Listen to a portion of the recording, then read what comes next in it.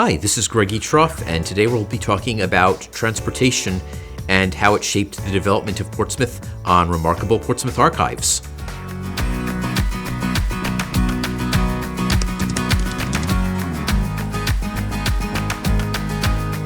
Segregation didn't have a big impact on the age of sail. It wasn't really a thing.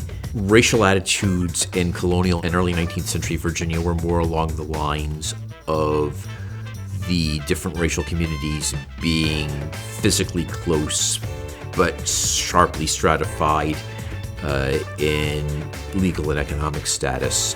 And the idea of physical separation came in more as a way of controlling the now emancipated black population in the 19th century. So you got segregation on streetcars and railroad lines in the 19th and early 20th centuries. And you had segregated neighborhoods constructed in the early 20th century, which the expanding streetcar and road lines had to accommodate.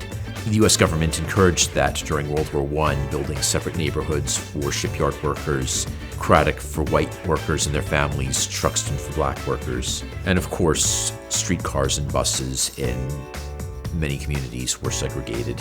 Curiously enough, transportation was one of the levers used to end segregation in the mid-20th century. Before Brown versus Board of Education in 1954 ruled all public segregation illegal, one of the first Supreme Court cases to rule against segregation was a 1947 Virginia case against the Greyhound bus line, ruling that it was illegal to segregate buses that crossed state lines.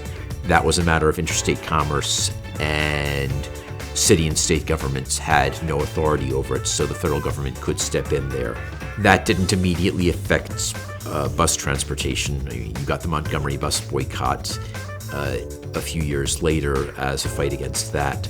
But it was a sign that now the federal courts were willing to attack segregation directly, and civil rights attorneys just needed to find an argument for why this was the federal government's businesses.